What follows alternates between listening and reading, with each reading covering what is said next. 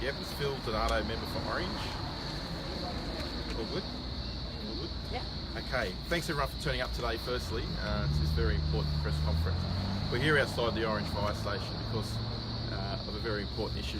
Last week in Parliament, the last week of the year, but also the last week of the 56th Parliament, there was legislation put through in relation to presumptive rights for firefighters to make sure that those firefighters who are diagnosed with a cancer that's been attributed to their employment, whether they be full-time, retained or voluntary, are adequately protected.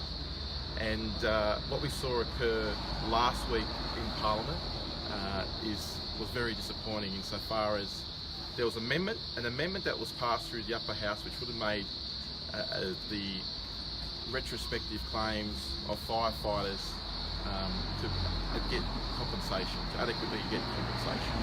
So we're talking about cancers such as leukaemia, brain cancer, testicular cancer, a whole range of blood cancers. There's over a dozen cancers attributable that's been found to be attributable to firefighters, and they're at higher risk due to the nature of work they do, due to their exposure to potential carcinogenic chemicals, whether it be entering an asbestos-riddled building, fighting a raging bushfire, a liquid hazmat contaminant situation. They are constantly exposed to carcinogenic chemicals, and they've been found to have higher rates of cancer as a result of that.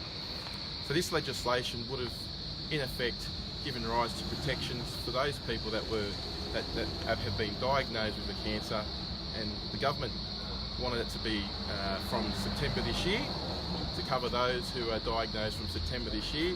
The amendment would have made it attributable back to 2011 when the workers' compensation legislation was introduced. What we saw in Parliament last week was the government not support that amendment. They didn't support the amendment because they basically said, well, what they did say was that it would cost too much money.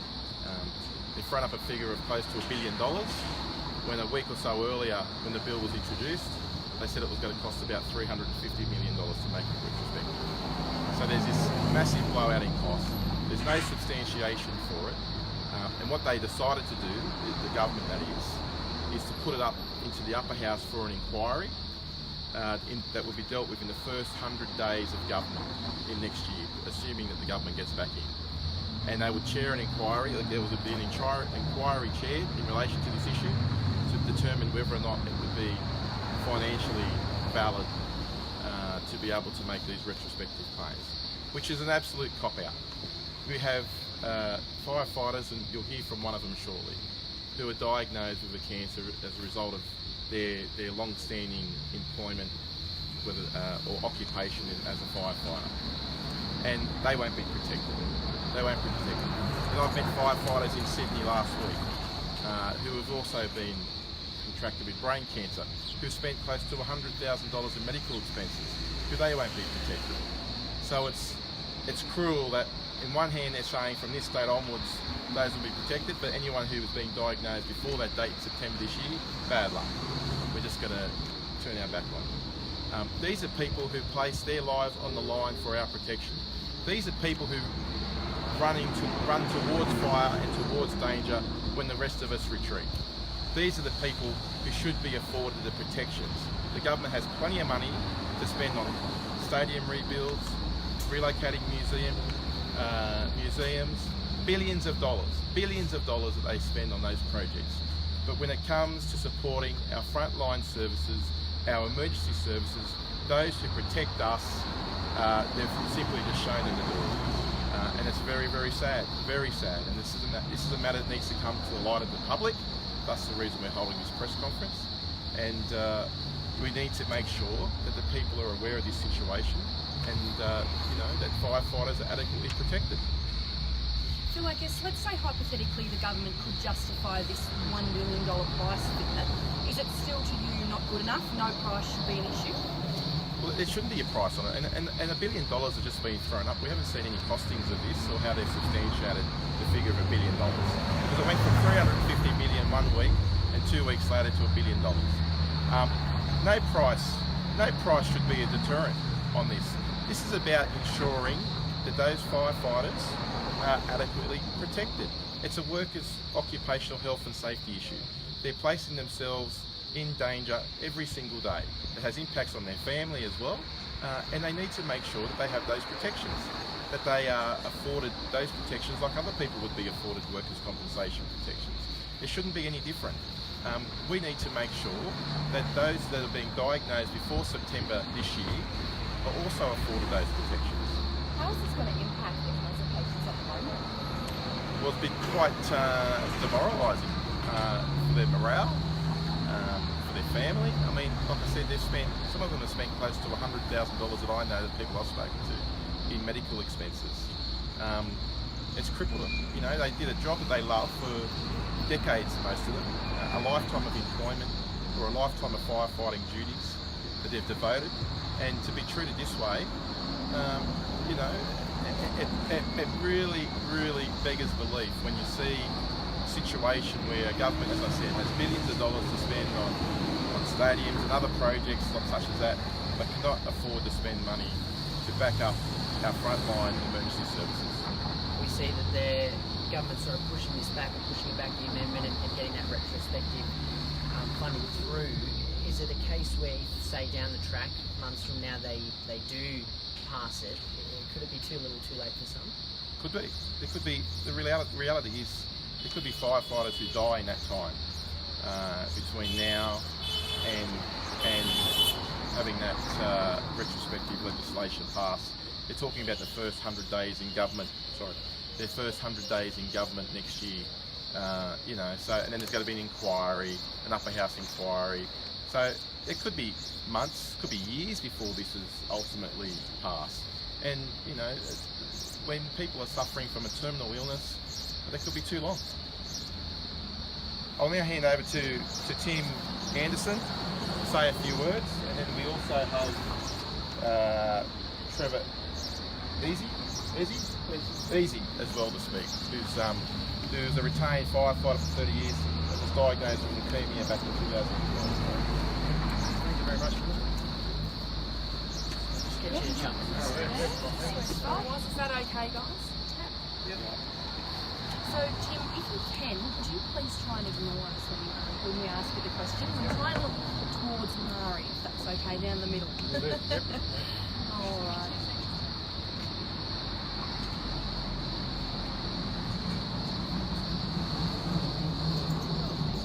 Alrighty, could you just get your first and last name and the spelling of each name? Tim Anderson, T-I-M-A-N-D-E-R-S-O-N. And your official title? I'm the country representative for the Fire Brigade Employees Union. Excellent, all good. Tim, just start off by talking us through, I guess, your feelings towards this and sort of the decisions that have been made by the government. I'm totally devastated, particularly for those firefighters that have currently got cancer. What this government has done is created two classes of firefighter. There are firefighters, as Phil has said, who after September are going to be covered by the dooming legislation, and we have firefighters who currently have cancer who are not going to be covered, and that is absolutely terrible. I don't understand how a government can propose to have compassion for the people that are providing such a wonderful service, and they can actually pass this legislation. It is an utter act of blasphemy. That's the only way I can explain it. Tim, Yep. Tim, can you sort of go down to basics and just explain to us, I guess, where that link to cancer is within the line of work? Okay, there's been science that's been provided from all around the world. There is no debate that the 12 cancers that are applied through dooming are caused through the act of firefighting. The government acknowledges that that's the case, and that's why this legislation is passed. Again, that's what makes this legislation so disappointing, is that they actually know that there are people who have got cancer through their occupation that are not going to be covered by this legislation. And it is absolutely terrible. I can't express enough, it's not just the impact on the firefighters, it's the impact on their families, their extended families, their financial circumstances. You would not do this to a dog. Why the hell would you do it to firefighters? I just don't understand. How long were you a firefighter? I'm currently still a serving firefighter. I've been a firefighter for 20 years.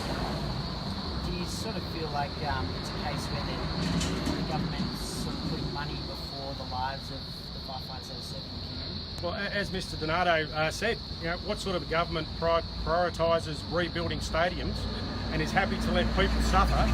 We would not let animals suffer like this. The lack of support, the lack of compassion from the Berejiklian government, it is something that I would expect in a dictatorship. It is just so wrong. Were you hopeful at the time that the government was going to help out with your medical bills?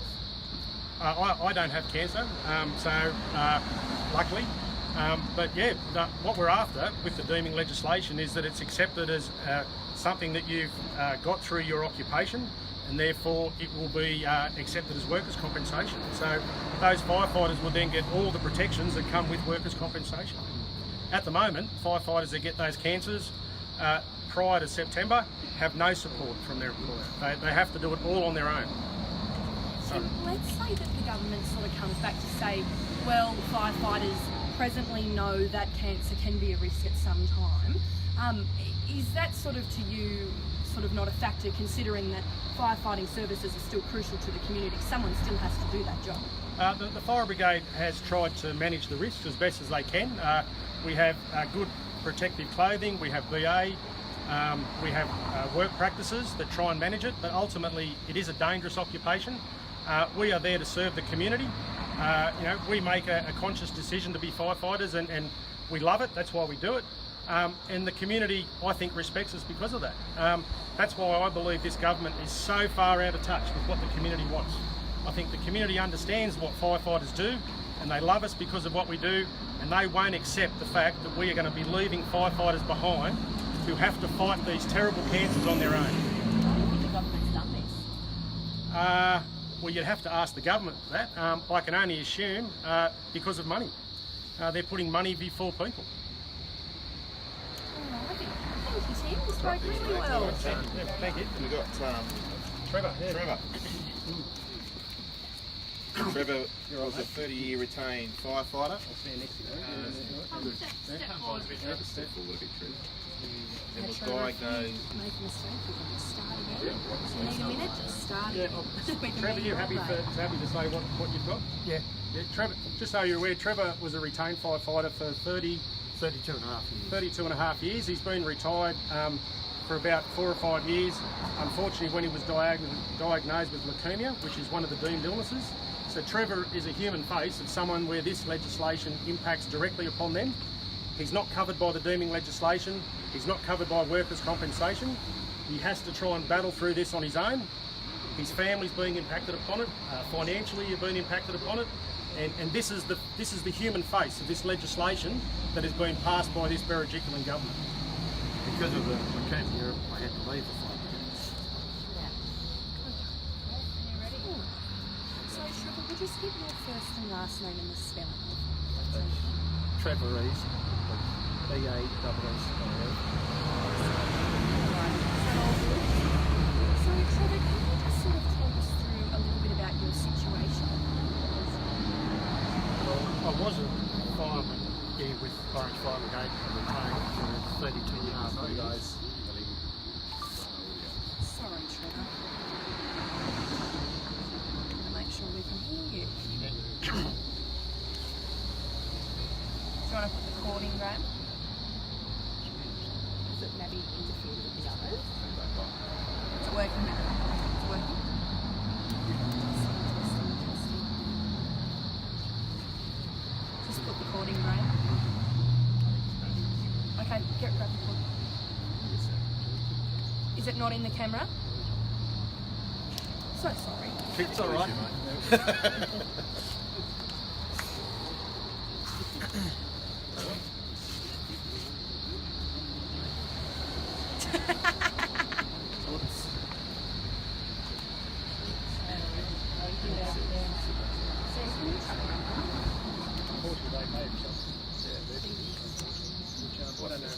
I don't know what.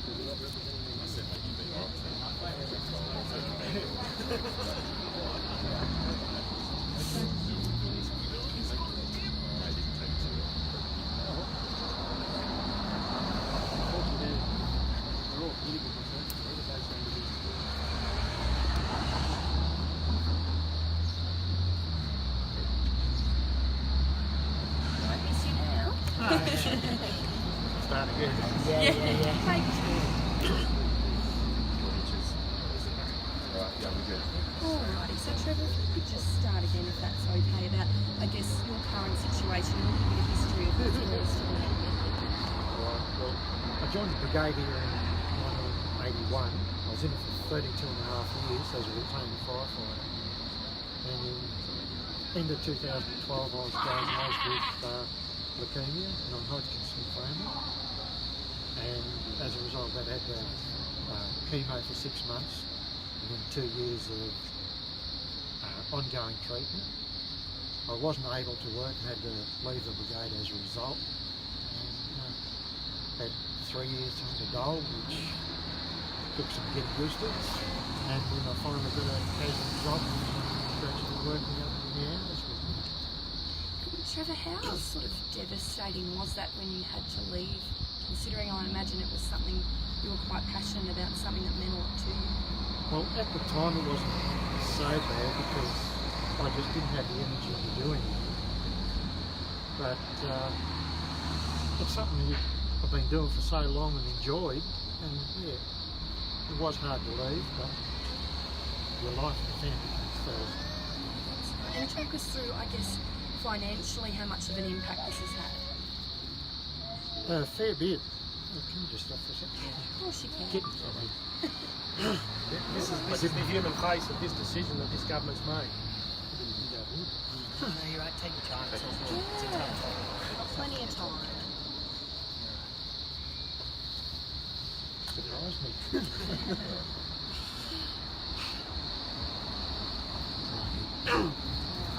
Take a speech.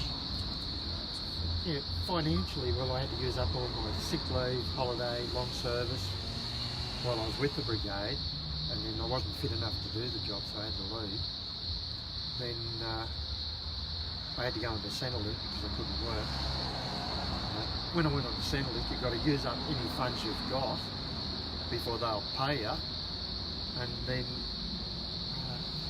payment didn't make me house payments, but we managed. I think on Centrelink for 3-4 years before I got a casual job and started getting back on track. And were you hopeful that the government was going to compensate you? I never even really thought about it, but I thought I would have got some compensation. Is it frustrating to see all these different occupations where if they get an injury and they can't work, if they can't lift something, they get workers' compensation for the rest of their life? Is it kind of ridiculous to you in your mind that you guys are doing the work that you do as a firefighter and you don't have? We, like Tim said, we do the work and that, put our lives on the line, and then something like this happens and you're out on your own. It's hard. Does it kind of feel like you put so much back into the community and help people, and then you're not sort of getting support in return from the government? Yeah, it's really what it is. The government support. Medicare comes with most of the bills, so it's a little bit each week.